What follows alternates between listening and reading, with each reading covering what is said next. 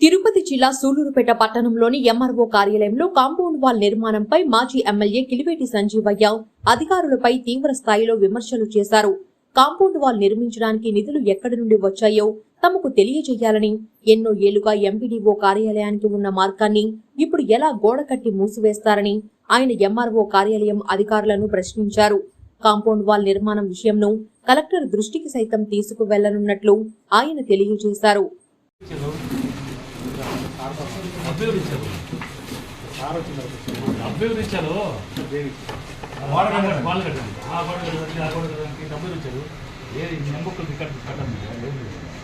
మీ contract మీరు DT పని చేస్తారు, మీ డీటీ పని చేస్తారు. ఏ కాంట్రాక్ట్ కట్టని చెప్పాలా? ఎవరికి వర్క్ కట్టించారు, కాంపౌండ్ కట్టించారు, ఏం భీమాలు ఇదంతా డీటెయిల్ మీరు ఎప్పటి నుంచి ఉన్నారు? 1 year చూడాలి. ఇదే పని మీకు కంప్లైంట్ చేస్తాను. మీకు ఆ క్వాలిటీ ఏమంటారు? మీ శాంక్షన్స్ ఆడినాయి, కట్టారు లెటర్ ఉందా? శాంక్షన్ యాడ్ వచ్చింది. ఎవరు మీరు కట్టిన? మీరు కట్టిన మీరెవరు? ఇంజనీరింగ్ డిపార్ట్మెంట్, ఏ ఇంజనీరింగ్ డిపార్ట్మెంట్ కట్టించారు? ఎవరు కార్డు ఇచ్చారు? ఏం చెప్పాలి? ఒక ఆఫీస్కి ఆయన మండల్ మ్యాజిస్ట్రేట్ అయినంత మాత్రాన వేరే ఆఫీస్కి, ఒక ఆఫీస్కి డోర్ క్లోజ్ చేసే అధికారం ఎవరిచ్చారు? ఇంటికి ఎవరిచ్చారు? ఇంటికి కట్టేసరికి ఇంకొక ఆఫీస్కి, ఇంకొక మండల ఆఫీస్కి ఇది కట్టేదానికి క్రిమినల్ చేరిన అసలు క్రిమినల్ యాక్షన్.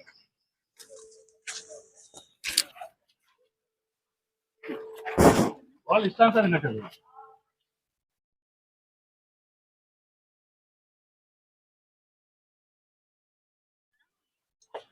నమస్కారం. ఈరోజు సూలూరుపేట తహసీల్దార్ కార్యాలయంలోకి తహసీల్దార్ గారిని కలుద్దామని వస్తే ఆయన లేరు, బయట వెళ్ళినట్టుగా ఉంది.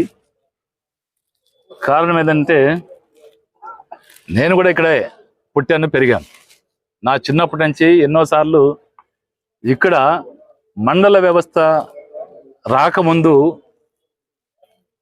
తడ, సూలూరుపేట, నాయుడుపేట, తడ, దొరవసత్రం, సూలూరుపేట, ఈ 3 కూడా తహసీల్దార్ కార్యాలయం ఇది. అంతకు పూర్వం నాకు తెలియక ముందు నాయుడుపేట కూడా ఇదే తహసీల్దార్ కార్యాలయంలో ఉంది, ఇక్కడే ఆఫీస్ ఉంది.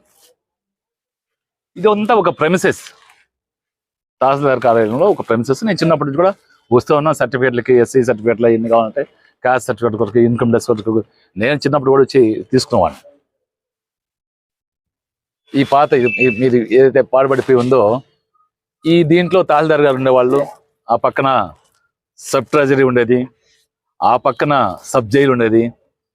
ఇవైతే తహసీల్దార్ ఆ రూమ్లో అయితే వీళ్ళు ఉండేవాళ్ళు, స్టాఫ్ ఉండేవాళ్ళు. అయితే మండల వ్యవస్థ పడింది.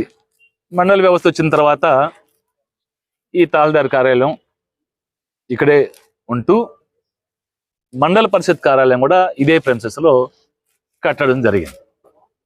వీటన్నిటికి కూడా ఒకటే ప్రెమిసెస్, ఆ గేట్ దగ్గర ఉండే ప్రెమిసెస్, ఆ గేట్ దగ్గర ఉండేది ఒకటే ఎంట్రన్స్. ఈ ప్రెమిసెస్ అంతా కూడా ఒకటే ఎంట్రన్స్. జనరల్గా ఆఫీస్ కాంప్లెక్స్ అన్నిటికి కూడా ఒకటే ఎంట్రన్స్ పెట్టుంటారు.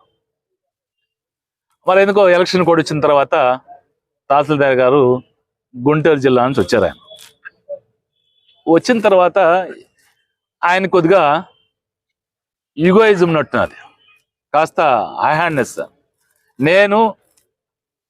నాకు ఇక్కడ ఆర్డీఓ కార్యాలయం కూడా ఉంది. మరి ఆర్డీఓ గారిని కూడా నేను అడిగాను, ఆర్డీఓ గారిని కూడా సంప్రదించినట్టుగా లేదు. ఆర్డీఓ గారు నాకు కూడా తెలియదండి.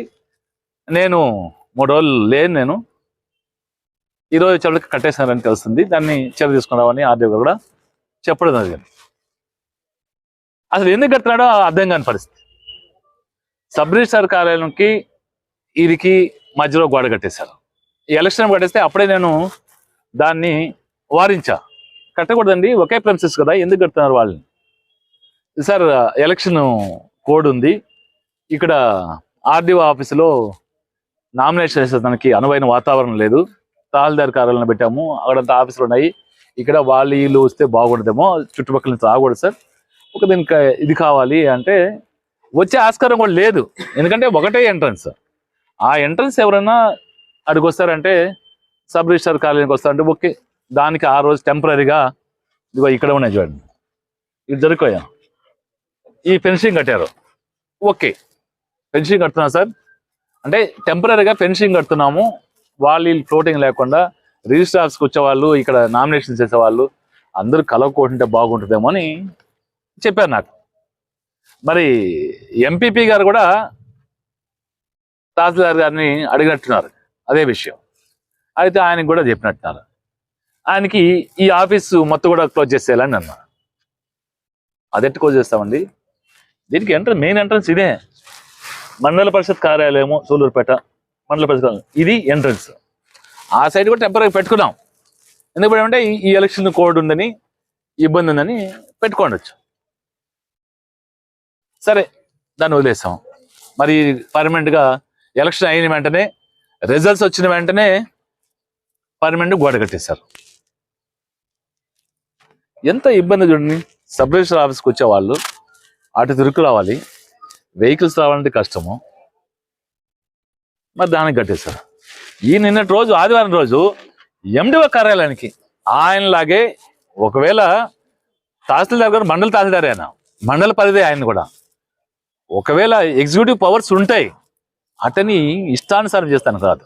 ఎంఆర్ఓకి ఆయన ఇష్టమని చెప్పి, ఆయన ఇల్లు కాదు ఇది, ఆయన ఇల్లు కాదు, ఆయన స్వదాస్తి కాదు, ఇది పబ్లిక్ ప్రాపర్టీ.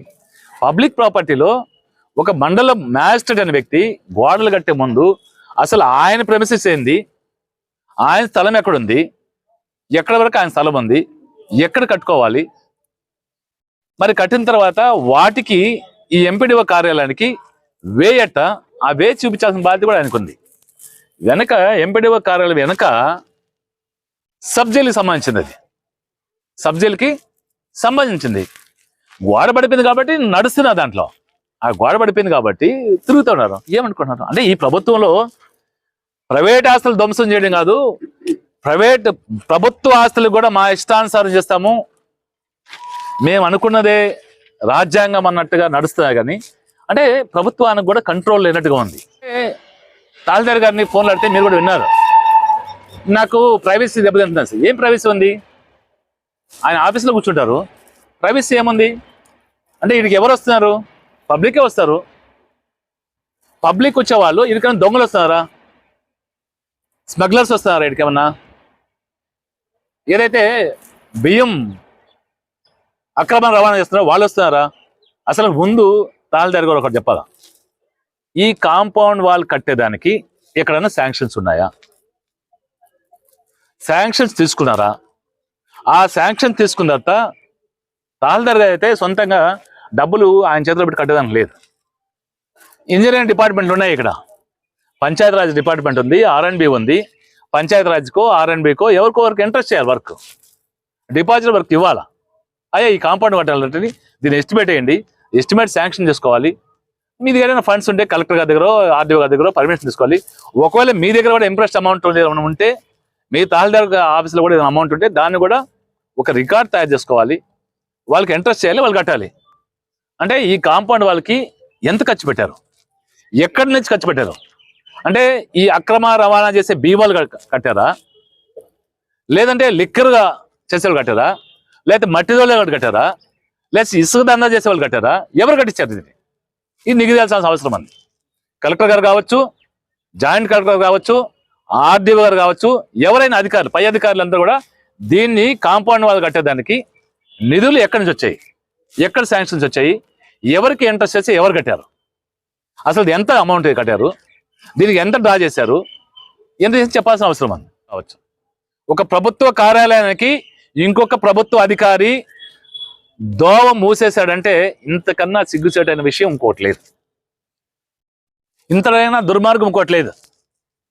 చూస్తున్నాం ఈ ప్రభుత్వం వచ్చిన రోజు నుంచి రాష్ట్రం అంతా చూస్తున్నాం. బహుశా మన కాన్స్టిట్యున్సీలో జరగలేదేమో కానీ ఈ అధికారులే ఎవరి మెప్పు బంధనాటికి ఈ గోడలు కడతారో, ఎవరి మెప్పు బంధనాటికి చేస్తారో, లేకపోతే ఏ పైశాసిక తత్వంతో ఈ గోడలు కట్టేస్తారో అర్థం కాని పరిస్థితి. ఏమన్నా మోనార్క మరో ఏమన్నా ఇష్టానుసారం ఆయన అంటారంట, నా జోలికి వస్తే నేను కేసులు పెట్టేస్తాను, నా చొక్కా నేనే చెప్పుకుంటాను, నేనే కేసు పెట్టేస్తాను అంటారంట. ఇదే ఆఫీసర్కి ఉండాల్సిన లక్షణం. ఆఫీసర్కి ఉండాల్సిన లక్షణం ఇదా? ప్రజలకి మేలు చేస్తానికి ఉండాలి. అంటే మిమ్మల్ని ప్రశ్నిస్తే కేసులు పెడతారా? ప్రశ్నిస్తే కేసులు పెడతారా? అంటే మీ ఇష్టానుసారం చేసేస్తా ఉంటారు. పెట్టండి, నా మీద పెట్టండి కేసులు, నా మీద పెట్టమని కేసులు. ఎంఆర్ఓ గారిని రోజు మాట్లాడుతున్నా, పెట్టమనండి, చొక్కా దించుకోమనండి, పెట్టమనండి. ఎవరిని బెదిరిస్తారు? ఎవరిని బెదిరించాలనుకున్నారు? ప్రెమిసెస్ నీట్గా ఉండాలంటే దీన్ని కొట్టేమన్నాం, దీన్ని కొట్టేసుకోవచ్చు. అదే ఎవరన్నా ఇచ్చారంటే మీరు సాగిచ్చేది బియ్యం మొన్న పట్టుకున్నారు. ఇక్కడ ఒకరు ఉన్నారు, వాళ్ళు ఎవరో ఒకరు చెప్పారని ఆ బియ్యం తరిమి చేంజ్ చేసి పెట్టుకున్నామని. ఆ బియ్యం పట్టుకున్నా కూడా జీపీఎస్తో చూస్తే ఎక్కడ బియ్యం పట్టుకున్నా చూస్తే తెలుస్తుంది. ఈయన జ్యుడిషియల్ దాటి నాయుడుపేట దగ్గర పట్టుకున్నారు కొంతమంది చెప్తున్నారు, గూడూరులో పట్టుకున్నాడు కొంతమంది చెప్తున్నారు. అంటే మీరు నాయుడుపేటలో పోయి పట్టుకున్నారంటే మీరు పోలీస్ చెప్పాలి సార్, పట్టుకోవచ్చు. మీరు ఆడపోయి పట్టుకున్నారా అంటే మీ మామూలు లేకపోతే పట్టుకునేస్తారా? మామూలు ఇస్తే ఓకే, మామూలు లేకపోతే పడిస్తారా? వీళ్ళంతా ఇరకం దీవిలో ఎవరెవరు పోయారు, ఇరకం దీవిలోకి ఎవరెవరు పార్టీ చేసుకున్నారు, ఎవరు మీకు పార్టీ ఇచ్చారు? ఇరకం దీవిలో నిగదాది. ఇరకం దీవిలో ఏ బియ్యం వ్యాపారస్తులు, అక్రమ బియ్యం వ్యాపారస్తులు ఇరకం దీవిలో ఎవరెవరికి మందు పార్టీ ఇచ్చారు, ఎవరెవరికి ఇంకేం పార్టీ ఇచ్చారు? నిగదాల్దాం. కలెక్టర్ గారైనా ఈ నిగదాల్చాలి, ఎంక్వైరీ వేయాలి. ఇరకం దీవిలో ఎవరి పార్టీ ఎవరికి ఇచ్చారు, ఆ పార్టీ ఇచ్చిన వాళ్ళు ఎవరు, అది కూడా తేల్చాలి. ఈ బియ్యం పట్టుకున్న తర్వాత గూడూరులో ఒక బియ్యం పట్టుకున్నారు, ఆడ పట్టుకున్నారు, ఏడు పట్టుకున్నారు.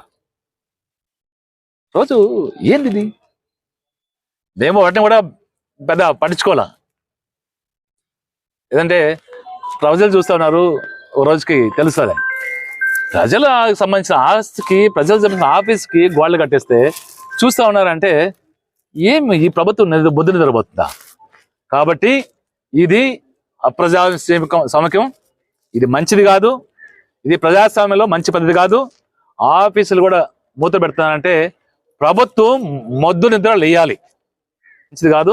ఇకనైనా కలెక్టర్ గారు, జేసీ గారు ఇద్దరు కూడా చర్య తీసుకోవాలి, ఆర్డీఓ గారు చర్య తీసుకోవాలి.